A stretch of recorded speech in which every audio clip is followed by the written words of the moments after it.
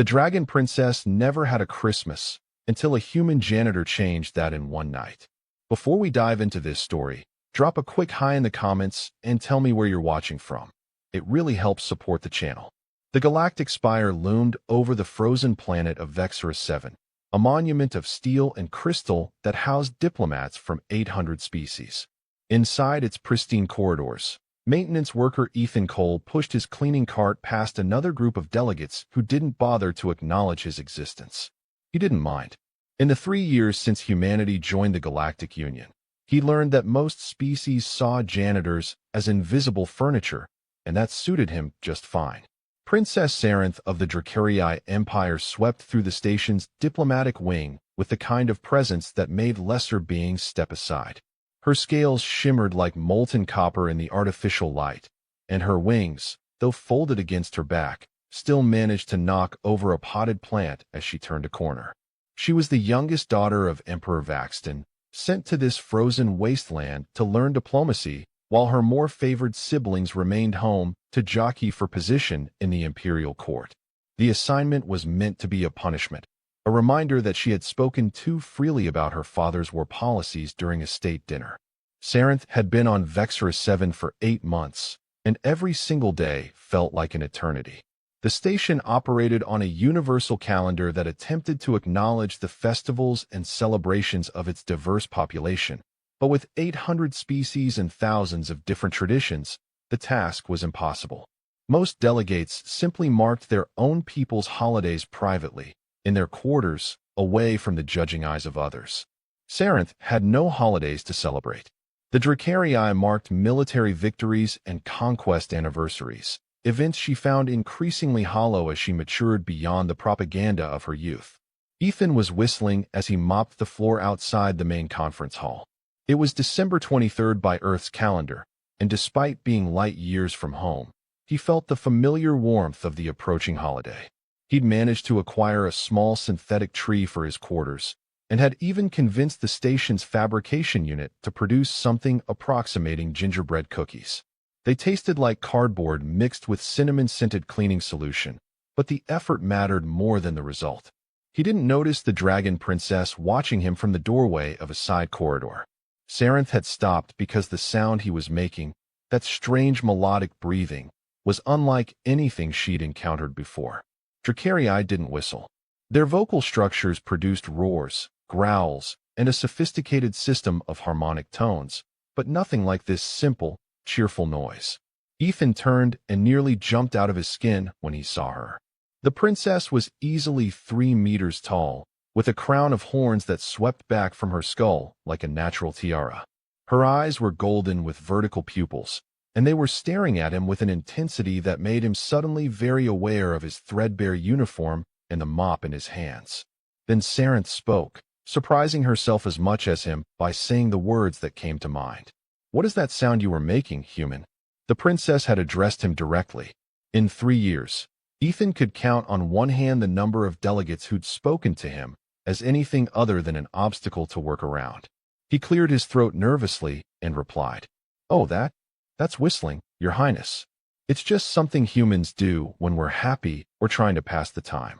Sarinth tilted her head, a gesture that reminded Ethan of a curious cat. If cats were the size of small vehicles and could probably bite him in half without much effort. The princess took a step closer and asked another question. "And why would you be happy while performing manual labor in an empty corridor?" Ethan leaned on his mop handle and shrugged with a smile. "Well, it's almost Christmas, Your Highness. That's a human holiday. Even being this far from Earth, I can't help but feel good about it." The word was unfamiliar to Sarinth, and her translator Chip, which usually handled linguistic conversions seamlessly, seemed to stumble over it. The device produced only a rough approximation that translated as celebration of birth of religious figure, but the emotional context felt far more complex. She found herself asking him to explain further. "What is this Christmas?" Ethan's face lit up in a way that made Sarinth's secondary eyelids flicker in surprise. Humans had such expressive faces, she'd noticed, able to convey dozens of emotions in the movement of their small, flexible features. The janitor set his mop aside and began to talk, his words flowing with genuine enthusiasm. Christmas is a lot of things, he began. Originally, it celebrated the birth of a religious teacher named Jesus, but over time it became something bigger. It's about family and giving and making the dark part of winter a little brighter. We decorate trees, exchange gifts, share meals with the people we love. It's about hope and joy and remembering that even in cold, dark times, there's warmth to be found if you know where to look.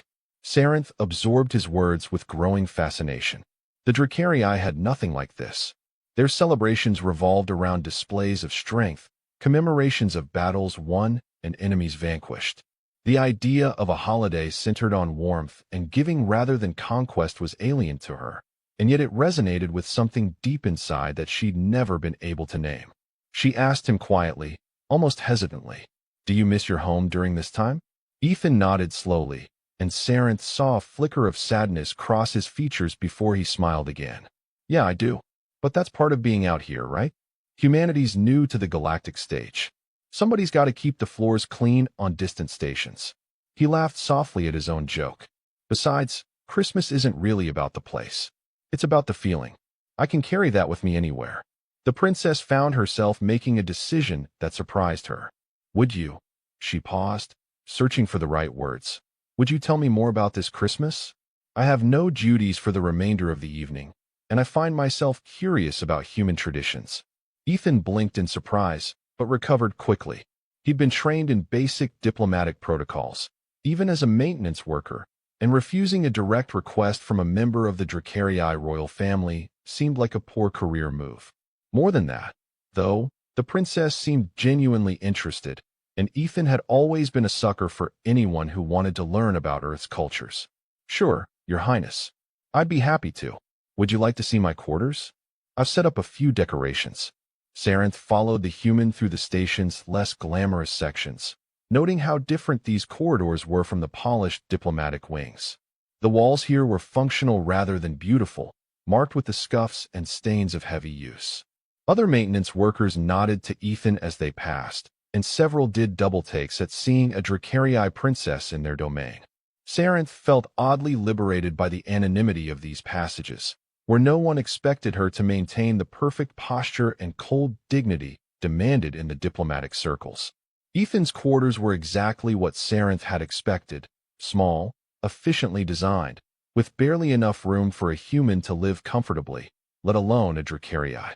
Yet as she ducked through the doorway, folding her wings tightly against her back, she found herself charmed by what the janitor had managed to do with such limited space. The synthetic tree stood in the corner, barely a meter tall, decorated with strings of small lights that pulsed in gentle, warm colors. Handmade ornaments hung from its branches, folded paper in intricate shapes, bits of colored foil twisted into stars, even what appeared to be a tiny spaceship crafted from spare parts. The room smelled of something sweet and spicy, and Saranth's sensitive nose identified cinnamon, ginger, and something else she couldn't name. Ethan gestured to the tree with obvious pride. "I know it's not much compared to what we'd have on Earth, but I did my best with what I could scavenge and fabricate. The ornaments are all handmade. That's traditional too, actually. Some families pass down ornaments through generations, each one with its own story." Saranth moved closer to the tree, careful not to knock it over with her tail. Each ornament did seem to have a story written in its construction. A paper crane folded with obvious care, a star made from the foil of ration packages, a small hollow projector displaying a snowy landscape on loop. She asked him softly, "You made all of these yourself?" Ethan nodded, moving to pour 2 cups of something from a small heating unit. "Most of them, yeah." The hollow projector was a gift from another human worker who transferred to a different station last year. "It shows my hometown during winter. I watch it sometimes when I'm feeling homesick." He handed her one of the cups, and Saranth took it carefully, her claws making the simple action awkward. "It's hot cocoa." "Well, the station's approximation of it, anyway. Another Christmas tradition." Saranth sipped the drink cautiously and was surprised by the rich, sweet taste. The warmth spread through her in a way that had nothing to do with her internal body temperature. She'd never experienced anything quite like it. The princess settled onto the floor, her size making it impossible to use the room's human-scaled furniture, and found herself asking question after question about Christmas traditions. Ethan explained them all with patience and enthusiasm. He told her about Santa Claus, a mythical figure who rewarded good behavior with gifts, and she was delighted by the absurdity of it. He described Christmas carols, songs that humans sang together during the holiday season, and even played a few recordings from his personal collection. He talked about stockings hung by fireplaces, about leaving cookies and milk for Santa, about the tradition of kissing under mistletoe, about ugly sweater parties and advent calendars, and all the small rituals that made the season special. Hours passed without either of them noticing. Saranth was entranced by these traditions, so different from everything she'd known in the Dracarii Empire. There was a gentleness to Christmas, a focus on joy and giving that stood in stark contrast to her people's obsession with strength and dominance. For the first time in months, she forgot about the political games of her father's court, the endless posturing of diplomatic negotiations, the weight of imperial expectations. Then Ethan mentioned something that made Sarantha's breath catch in her throat. The best part of Christmas, though, is the gift-giving. It's not about expensive things or showing off wealth. It's about finding something that shows you know someone, that you've paid attention to what makes them happy. The thought behind the gift matters more than its value. Saranth looked down at her claws, at the ceremonial rings that marked her rank, the jeweled bands that were worth more than Ethan would earn in his lifetime. No one had ever given her a gift chosen because they knew her. Every present she'd received had been a calculated political gesture, selected by advisors and designed to curry favor with her father. The idea that a gift could be personal, meaningful, chosen out of genuine care rather than political calculation, struck her as revolutionary. She asked him quietly, barely above a whisper, "Has anyone ever given you such a gift?" Ethan smiled, and there was a depth of emotion in his expression that Saranth was only beginning to understand. "My grandmother did, every year.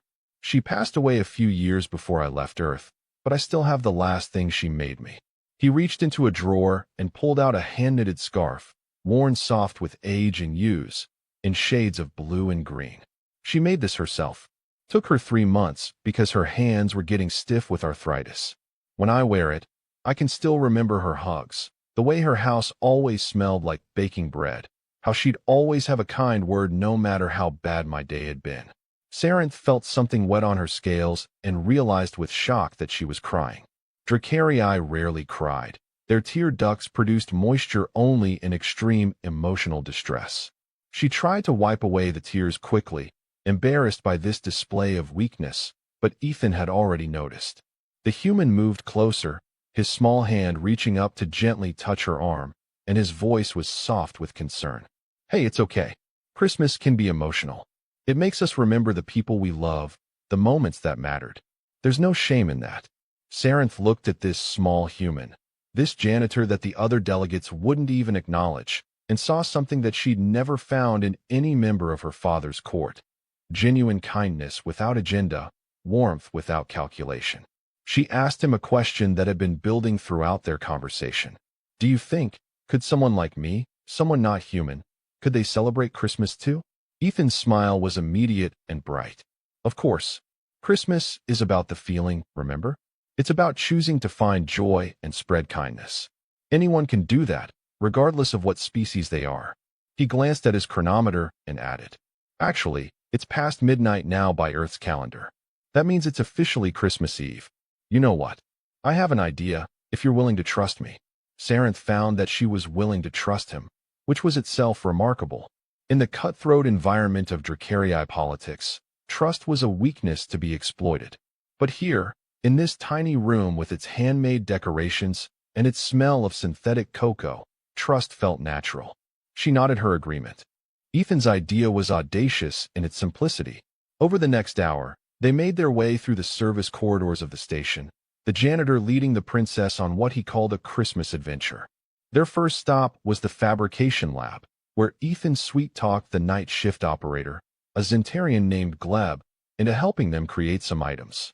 Saranth watched in fascination as Ethan designed and produced small gifts. A set of hand warmers for the Kylothian delegate who was always complaining about the station's temperature. A specialized stylus for the Menthry artist whose manipulator appendages struggled with standard tools. a collection of herbal teas for the Vorsen ambassador who'd mentioned missing flavors from his home world.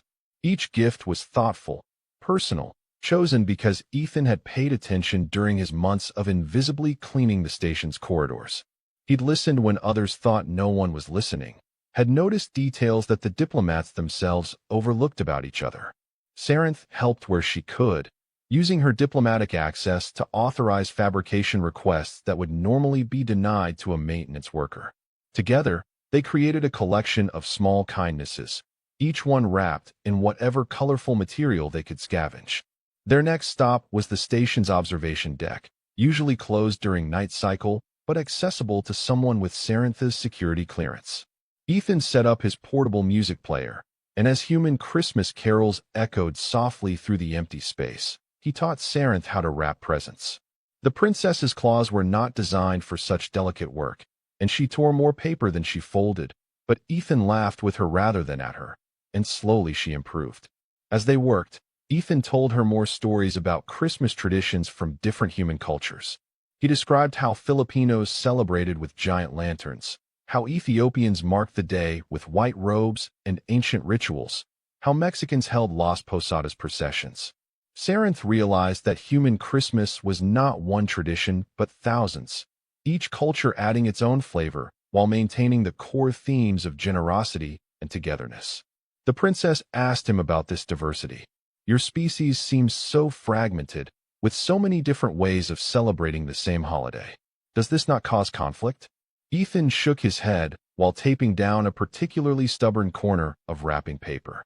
Sometimes, sure, humans aren't perfect. But mostly, we've learned that different doesn't mean wrong. The beauty of Christmas is that it's flexible enough to embrace all these variations. Whether you're celebrating in a tropical paradise or a frozen tundra, whether you're religious or secular, whether your traditions are ancient or brand new, the heart of it remains the same. Choosing kindness over indifference, togetherness over isolation. Sarenth thought about her own people, about the rigid hierarchy of the Dracarii Empire, the way deviation from tradition was seen as weakness, the constant pressure to conform to an ancient ideal of what their species should be. She said quietly, "My people would see such flexibility as chaos, as a loss of identity." Ethan looked up at her, his eyes serious. "Maybe, but from where I'm sitting, holding too tightly to one way of being seems like the real loss.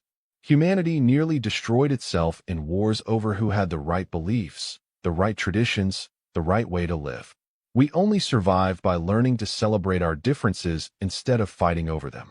He smiled and added, "Besides, wouldn't it be boring if everyone was exactly the same?" They finished wrapping the last present as the station's artificial dawn began to brighten the observation deck's viewports. Ethan stretched and surveyed their work with satisfaction. "Okay, now comes the fun part. We deliver them." Sarenth felt a flutter of nervousness in her chest. What if the recipients were offended? What if they saw the gifts as beneath them, or worse, as some kind of political maneuver? But Ethan's confidence was infectious, and she found herself following his lead as they began their delivery route. They left the presents anonymously, placing them outside quarters with nothing but a small card that read, "Merry Christmas from a friend." Ethan insisted on this anonymity, explaining that the best gifts were given without expectation of recognition or reward. They moved through the station like benevolent ghosts, leaving small packages of kindness in their wake. The last gift was different. Ethan had created it while Sarenth was distracted with wrapping the others, and he presented it to her as they returned to the observation deck. It was a small ornament, carefully crafted from bits of copper-colored metal shaped and welded to resemble dragon scales.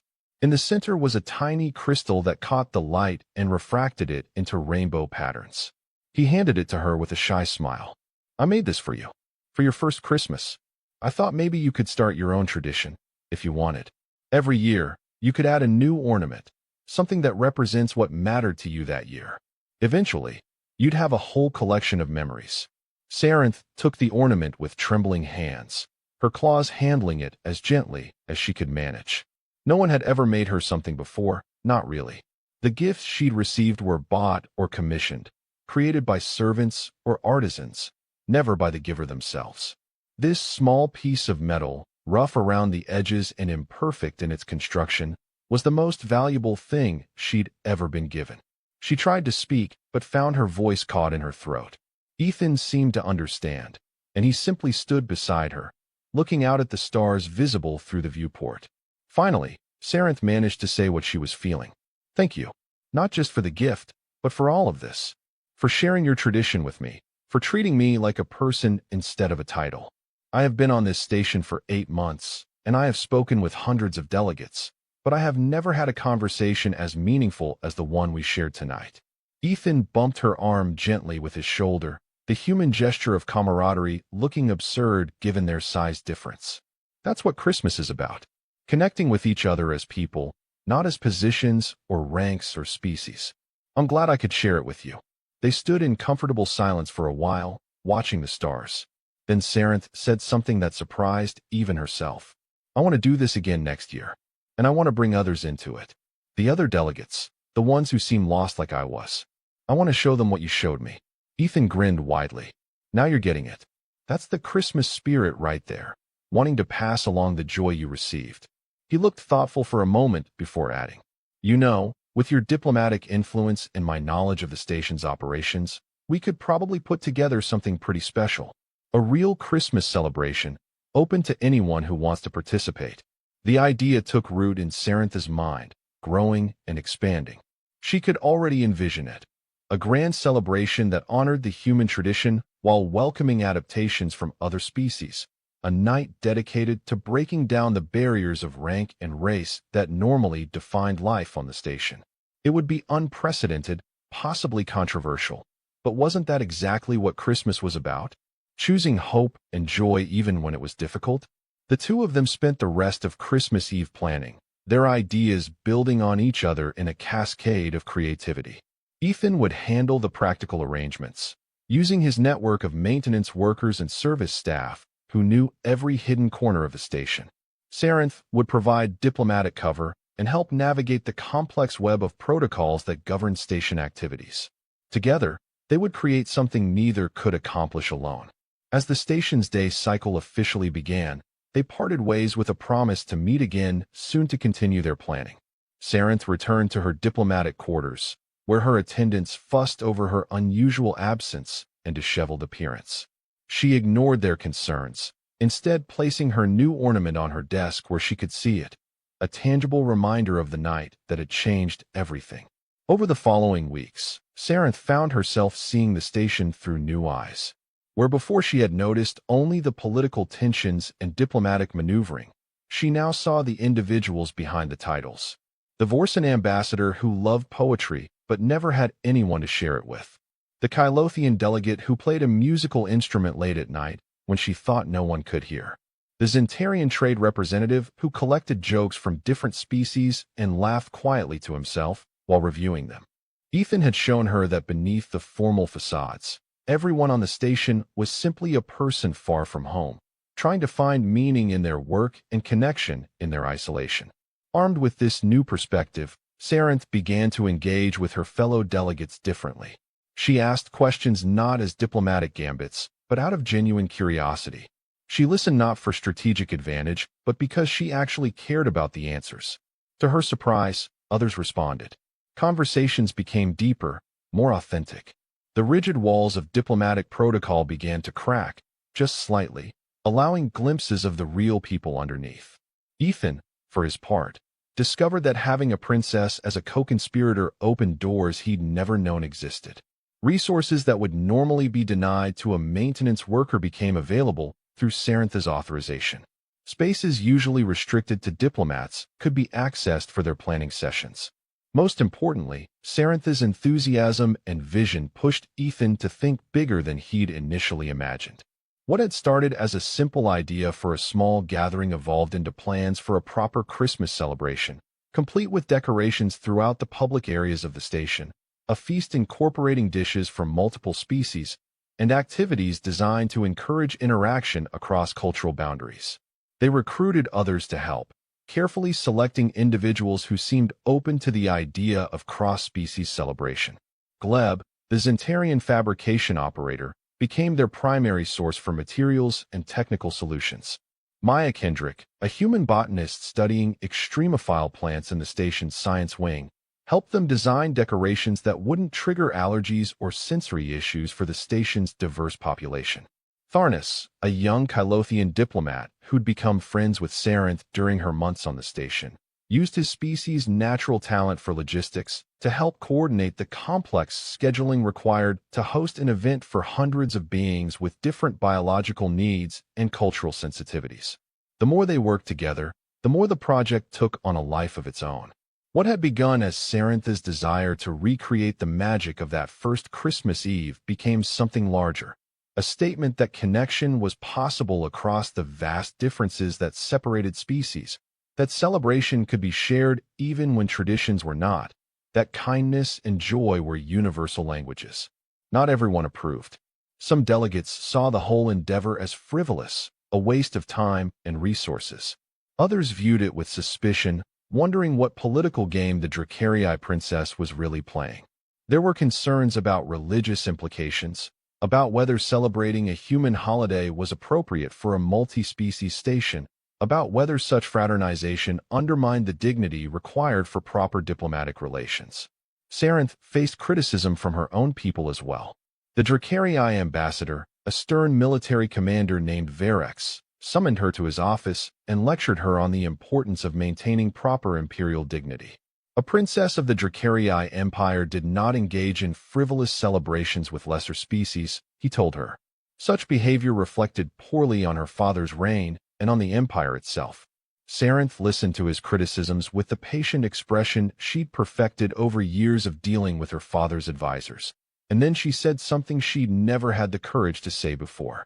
With respect, Ambassador Verex, I disagree.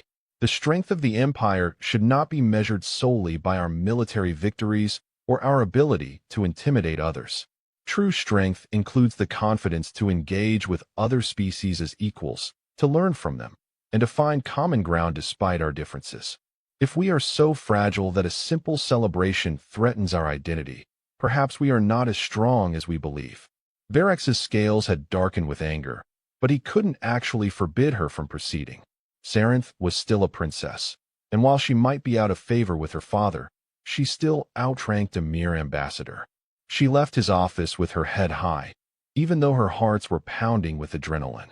Standing up to Dracarii authority figures was dangerous, but Ethan had shown her that some things were worth the risk.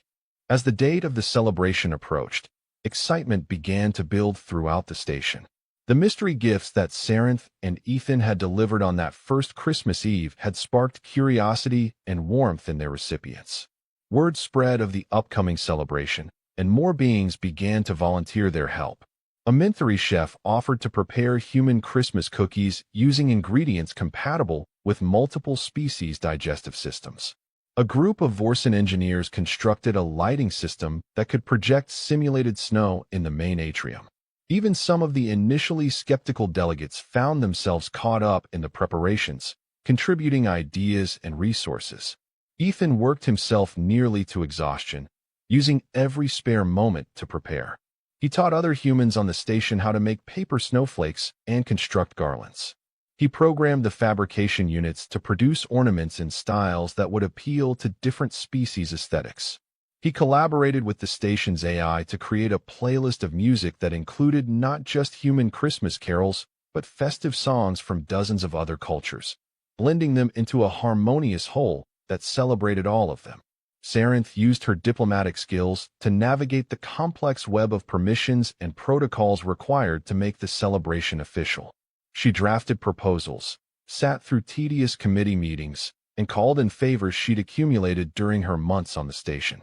She also reached out to her siblings back home, sending them messages that carefully described what she was doing and why it mattered.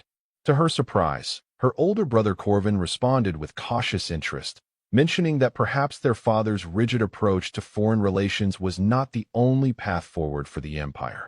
The night before the celebration, Ethan and Sarinth met one last time in the observation deck to review their preparations. Everything was ready. The decorations were installed, the food was prepared, the schedule was set.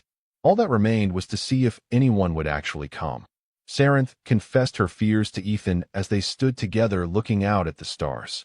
What if we have built all of this and no one attends? What if the delegates decide that their dignity is more important than celebration? What if I have pushed too hard and created resentment instead of joy? Ethan took her massive claw in both his small hands and said with absolute confidence, "Then we'll celebrate just the two of us, and it will still have been worth it. You've already changed, Sarenth. I've watched you grow more confident, more open, more willing to challenge the expectations placed on you. Whatever happens tomorrow, that growth is real and valuable. Besides," he added with a grin, "I have a good feeling about this. People are hungry for connection, for something more than the endless political games. You've given them permission to be themselves for one night. I think you'll be surprised by how many take you up on that offer." His confidence bolstered her own. They spent the rest of the evening in comfortable conversation, talking not about the celebration but about smaller things. Ethan's memories of Christmases past, Sarantha's stories of flying through the crystal canyons of her home world, their shared observations about the quirks of various station residents. It was the kind of easy friendship that transcended species difference, and Saranth found herself grateful beyond words that a random encounter in a corridor had led her to this strange, wonderful human. The next evening, as the celebration's start time approached, Saranth stood in her quarters, staring at her reflection in the full-length mirror. She'd chosen to wear simple attire rather than her usual formal diplomatic regalia, a comfortable tunic in deep green with minimal jewelry. Ethan had explained that Christmas was not about impressing others with wealth or status, and she wanted to embody that principle. Still, nervousness made her scales ripple with iridescent patterns, a physiological response she couldn't quite control. When she arrived at the main atrium, she found Ethan already there, making final adjustments to a string of lights. He'd dressed up too, trading his usual maintenance uniform for clean civilian clothes that made him look less like a janitor and more like the educated, thoughtful person he actually was. He smiled when he saw her, and together they surveyed what they had created. The atrium had been transformed. Lights in every color imaginable were strung from the ceiling, creating a canopy of gentle illumination. The Vorsen snow projection system filled the air with lazily drifting simulated flakes that disappeared before touching the ground. Tables held food from dozens of worlds, each dish labeled with its ingredients and cultural significance.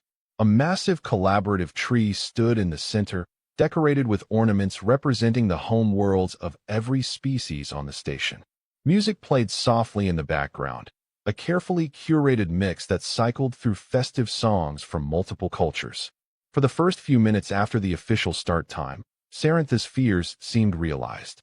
The atrium remained empty except for her and Ethan and the small group of volunteers who'd helped with preparations. Then, slowly, delegates began to arrive. First came the ones who'd been most supportive during planning. Tharnis and a group of other young Kalothian diplomats, Maya Kendrick and her fellow human researchers, Gleb with several other Zentarian workers. Then others followed, curiosity overcoming caution. A trio of Menthry artists, the Vorsen poetry-loving ambassador, even some of the more conservative delegates who entered cautiously, as if expecting a trap. Within half an hour, the atrium was full. Beings from dozens of species mingled in ways that would never happen during formal diplomatic functions. The usual rigid hierarchies dissolved as delegates discovered shared interests with maintenance workers, as ambassadors laughed at jokes told by entry-level staff, as beings who'd never spoken beyond perfunctory greetings found themselves in deep conversations about art, philosophy, and the experience of being far from home. Ethan had set up several activity stations, and they proved remarkably popular. At one table, beings with appropriate manipulator appendages tried their hand at decorating cookies under Maya's cheerful instruction. The results were often hilariously bad, but the laughter was genuine. Another station offered materials for making ornaments, and Saranth was touched to see her stern military advisors carefully crafting paper decorations with surprising concentration. A third area had been set up for storytelling, where anyone could share a tradition from their own culture. The stories ranged from solemn to silly, but each was listened to with respect and interest. The Vorsen ambassador, whose name Saranth had learned was Telvin, approached her midway through the evening. He was a stately being, his species resembling tall, slender trees with faces formed from knots in their bark-like skin. He spoke in the slow, measured tones of his people. Princess Sarinth, I must confess I had doubts about this gathering. I feared it would be superficial, a pale imitation of true cultural exchange. I was wrong. What you have created here is genuine. I have had more meaningful conversations tonight than in my entire posting to this station. Sarinth felt warmth spread through her at his words. Thank you, Ambassador Telvin. But I cannot take full credit. This was inspired by a human tradition, shared with me by a generous teacher. She gestured to where Ethan was showing a group of Zentarians how to wrap presents, his patience endless as he demonstrated the technique for the fourth time. Telvin followed her gaze and made a sound that was the Vorsen equivalent of a thoughtful hum. It is remarkable how much wisdom can be found in unexpected places. We diplomats often assume that those in service positions have little to teach us, but perhaps we have been looking in the wrong places for insight all along. As the evening progressed, the celebration took on a momentum of its own. Someone suggested a gift exchange, and beings hurried back to their quarters to grab small items to share. The gifts were often humble, things that had personal meaning rather than monetary value, and the exchanges sparked new friendships and deeper understanding. Ethan's recorded Christmas carols inspired some beings to share songs from their own cultures, and soon an impromptu concert had formed, with species taking turns performing festive music. The variety was stunning, from the harmonic chanting of the Vorsens to the rhythmic drumming of the Kylothians to the haunting whistle songs of the Minthari. Sarinth found herself pulled into conversation after conversation, and for the first time since arriving on the station, she felt truly connected to those around her. The masks of diplomatic formality had fallen away, revealing the persons beneath. She learned that Ambassador Varex, despite his stern criticism, had a secret passion for ancient Dracarii poetry and had once dreamed of being a scholar rather than a soldier. She discovered that one of the Minthari delegates was homesick for her children and kept a hollow album of them that she watched every night. She heard stories of loss and hope, of dreams abandoned and new dreams found, of the universal experience of trying to find meaning in a vast and often lonely universe. Late in the evening, Ethan found her standing quietly near the collaborative tree, watching the celebration with an expression of wonder. He joined her, and they stood together in comfortable silence for a moment before he spoke. You did good, Your Highness. Really good. Sarinth shook her head gently. We did good. I could never have created this without you. You gave me the gift of seeing possibilities I never knew existed. Ethan smiled, and then pulled something from his pocket. Speaking of gifts, I have something for you. He handed her a small wrapped package, and she opened it carefully to find a data chip. It's a collection of human Christmas movies and specials, he explained. Some are silly, some are sentimental, but they all capture different aspects of what the holiday means. I thought you might enjoy exploring the tradition more deeply. Consider it your Christmas present. Sarinth accepted the gift with profound gratitude, and then she retrieved something from a concealed pocket in her tunic. I have something for you as well. It is not much, but I wanted you to have it. She handed him an intricately carved piece of crystal, no larger than his thumb, shaped into the form of a dragon in flight. She'd made it herself over the past weeks, working in secret with tools borrowed from the Minthari artists, learning the delicate craft of crystal carving specifically for this purpose. It represents the Dracarii belief that freedom is found not in power over others, but in the courage to be oneself. You taught me that courage, Ethan Cole. This is my thanks. Ethan held the crystal up to the light, and it cast rainbow patterns across his face. His eyes were suspiciously bright as he thanked her. I'll treasure this always. He attached it to the chain he wore around his neck, where it hung next to his identification tags. There. Now I'll carry a piece of this night with me wherever I go. The celebration continued well past its scheduled end time, with no one wanting to leave the warmth and connection they'd found. When delegates finally began to drift away, it was with reluctance and with promises to do this again, to not let the barriers of rank and duty rebuild the walls that had fallen tonight. Sarinth and Ethan were among the last to leave, staying to help with cleanup along with a dedicated group of volunteers who'd grown to love what they'd created together. As they worked, Gleb asked a question that several others had been wondering about. So, Princess Sarenth, Ethan, is this going to be an annual thing? Because if you need help next year, count me in. Sarenth and Ethan exchanged glances, and in that shared look was the answer.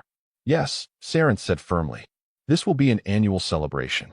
But more than that, I hope it will be the beginning of something larger. We have proven tonight that connection across species is not only possible, but necessary. We have shown that celebration and joy are not frivolous distractions from important work, but are themselves important work. I intend to carry this lesson forward in all my diplomatic efforts. The words were more than just a promise about a holiday celebration. They were a declaration of a new approach, a commitment to the values that Christmas represented. Sarenth had arrived on Vexorus 7 as a disgraced princess sent into exile, but she would leave, whenever that time came, as someone transformed, carrying the knowledge that true strength lay not in domination, but in the courage to connect, to be vulnerable, to care about others regardless of their species or status. In the weeks following the celebration, the effects rippled outward through the station. Negotiations that had been stalled for months suddenly found resolution as delegates approached discussions with newfound empathy and willingness to understand opposing viewpoints. The rigid hierarchies that had defined station life began to soften, with more mixing between ranks and positions. Small traditions emerged, like weekly cross-species meals and cultural exchange programs, all inspired by the Christmas celebration's success. For Sarenth, the changes were even more profound. Her reports back to the Dracarii Empire began to include suggestions for reform, for new approaches to diplomacy that prioritized mutual benefit over dominance. Her brother Corvin became an ally in these efforts, quietly building support among younger members of the imperial court for a more progressive vision of their species' role in the galactic community. Her father remained skeptical, but even he could not ignore the successes his youngest daughter was achieving in negotiations that had previously been intractable. Ethan continued his work as a janitor, but with a new understanding of the power that even the humblest position could hold. He started teaching classes on human culture for any station residents who were interested, sharing not just information about Earth, but the philosophy of connection and respect that he demonstrated so well. His small quarters became a gathering place for beings seeking something more than the formal interactions of diplomatic life, a space where anyone, regardless of rank or species, could find warmth and acceptance. The friendship between the princess and the janitor became legendary on the station, a story that was told and retold as an example of how meaningful connection could form in the most unlikely circumstances. They met regularly, sometimes to plan the next year's celebration, but more often simply to talk, to share their lives, to be friends in the truest sense of the word. Sarenth learned to appreciate human humor and storytelling. Ethan gained insight into Dracarii history and culture that few humans had ever received. A year passed, and the second annual Christmas celebration was even larger than the first, with advanced planning committees formed and representatives from every delegation involved in the organization. The event had evolved beyond a simple party into a genuine cross-species tradition, adapted and expanded to honor the diverse cultures of all who participated while maintaining the core human values of generosity, joy, and connection that had inspired it. Sarenth stood in the atrium on this second Christmas, watching beings from dozens of worlds celebrate together, and felt a profound sense of accomplishment. She'd been sent to this frozen station as punishment, exiled from her home for speaking uncomfortable truths. But in that exile, she'd found something far more valuable than imperial favor. She'd found purpose, friendship, and a vision of what the galaxy could be if beings chose connection over division. Ethan joined her, as he always did during these moments of reflection. He'd been promoted, given a supervisory position in recognition of his contributions to station morale and interspecies relations, but he still wore his maintenance uniform with pride. He looked out at the celebration and said quietly, "You know, when I shared Christmas with you that first night, I never imagined it would become all of this." Sarenth placed a gentle claw on his shoulder, careful not to damage the fabric of his uniform. "Neither did I. But that is the nature of genuine giving, is it not? We cannot predict how a small act of kindness will grow, what ripples it will create. We can only choose to offer what we have with an open heart and trust that it will find fertile ground. Ethan nodded thoughtfully. My grandmother used to say something similar. She'd tell me that the best gifts keep giving long after they're received, that true generosity creates cycles of kindness that spread far beyond the original giver's intention. I think she'd have loved seeing this. They stood together in comfortable silence, two beings from vastly different worlds who'd found common ground in a simple human tradition, and through that tradition had sparked something much larger. The celebration continued around them, a symphony of laughter and conversation and music from countless worlds, all blending into a harmony that transcended language and culture. Later that night, after the celebration had ended and the last guests had departed, Sarinth returned to her quarters and added a new ornament to the small tree she'd set up in her own rooms. It was a miniature replica of the collaborative tree from the atrium, crafted by Minthri artists as a gift to commemorate the second Christmas celebration. She hung it carefully next to the copper dragon ornament Ethan had made her that first year and stepped back to admire her growing collection. Each ornament represented a memory, a moment of connection, a choice to embrace joy rather than cynicism. This was what Christmas had given her, not just a single night of celebration, but a way of approaching the world, a commitment to finding and creating warmth in the cold darkness of space. She thought about her younger self, the princess who'd arrived on this station 8 months before that first Christmas, lost and angry and convinced that her exile was the end of her meaningful life. If she could send a message back to that version of herself, it would be simple. Your real life is about to begin, and it will start with a human janitor teaching you how to whistle. Sarinth activated her communication console and began drafting a message to her brother Corvin. The time had come to take the lessons she'd learned on Vexorus 7 back to the Dracarii Empire itself. The path would not be easy, and many would resist the changes she advocated. But she'd learned from both Christmas and from Ethan that the most worthwhile endeavors were often the most challenging. She wrote with confidence and clarity, outlining a vision for a Dracarii future that balanced strength with compassion, tradition with progress, pride with humility. As she wrote, snow began to fall outside her window, real snow this time, as Vexorus 7 entered its deep winter season. The flakes drifted past the station's lights, each one unique and beautiful, and Sarinth found the sight deeply appropriate. Like snowflakes, like the beings celebrating together in the atrium earlier that evening, the galaxy was full of infinite diversity, each individual unique and valuable. The challenge was learning to see that value, to celebrate it rather than fear it, to build bridges rather than walls. Somewhere in the station's maintenance wing, Ethan Cole was also looking out at the snow, a cup of cocoa in his hands and his grandmother's scarf around his neck despite the regulated temperature of his quarters. He thought about the strange turns life could take, how a simple decision to share his favorite holiday with a curious alien had led to friendships and changes he never could have anticipated. He thought about the future, about the possibility that this small celebration on a distant station might be the seed of something that would grow throughout the galaxy, a reminder that connection and kindness were possible even across vast differences. The crystal dragon Sarinth had given him caught the light from his small tree, casting dancing patterns across the walls of his quarters. He smiled, raised his cup in a silent toast to absent friends and to the spirit of Christmas that transcended species and time, and settled in to watch his favorite holiday movie, a tradition that felt both deeply human and somehow universal. On Vexorus 7, in the cold reaches of space far from Earth, two beings from different worlds had found common ground in a human holiday about hope and connection. They'd created something beautiful together, something that would endure and grow in ways they were only beginning to understand. The galaxy was vast and often cold, but in this small corner of it, warmth had taken root, and no amount of darkness could extinguish the light they'd kindled together. That was the true gift of Christmas, Sarinth and Ethan had both come to understand. Not the presents or decorations, or even the celebration itself, but the reminder that choosing connection over isolation, generosity over selfishness, and hope over despair could transform not just individuals, but entire communities, entire worlds, entire galaxies. It was a lesson worth sharing, worth protecting, worth fighting for in the years to come.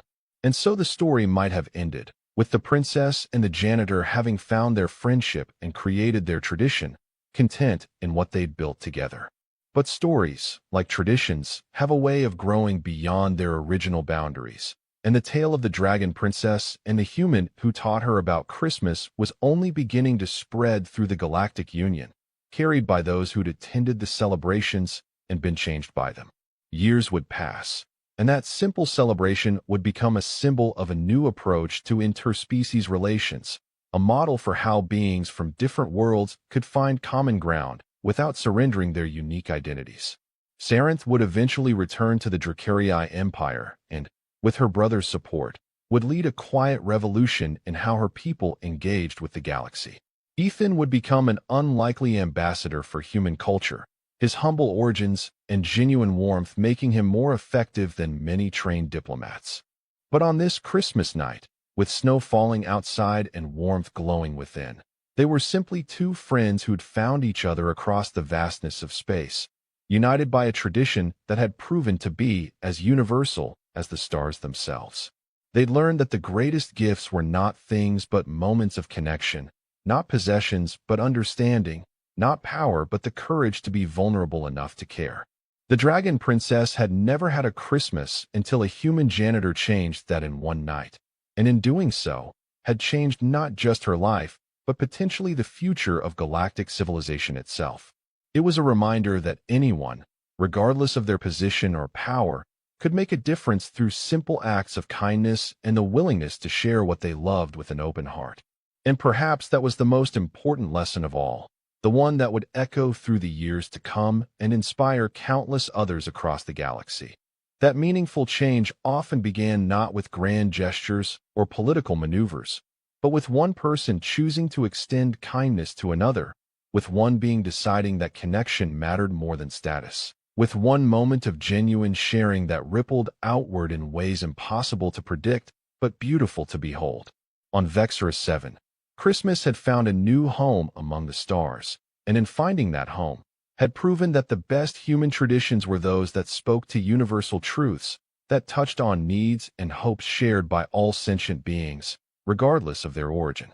The holiday would continue to grow and evolve, adapted by each species that embraced it, but at its core would always remain the simple message that Ethan had shared with Sarenth on that first night, that even in darkness, we can choose to create light, that even in isolation, we can choose to forge connection, that even in a vast and sometimes frightening universe, we can choose to believe in the power of kindness, generosity, and love.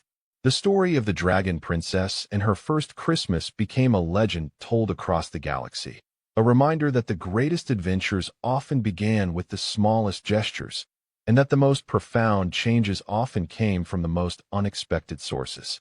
It was a story that would inspire others to look beyond rank and species, to see the person behind the position, to remember that everyone, from the mightiest emperor to the humblest janitor, had something valuable to offer if only others would take the time to listen. And so, in a universe of infinite possibility, one human tradition found new life among the stars, transformed and adapted, but maintaining its essential spirit, proving that some truths were indeed universal, that connection mattered, that generosity enriched both giver and receiver, that taking the time to celebrate together, to pause in the midst of important work and simply enjoy each other's company, was not a distraction from what mattered, but was itself among the most important things of all. The galaxy would never be quite the same after that first Christmas celebration on Vexorus 7, and countless beings would find their lives enriched by a tradition that began with a princess asking a janitor about a curious sound he was making, a question that opened a door to understanding and friendship that would never fully close.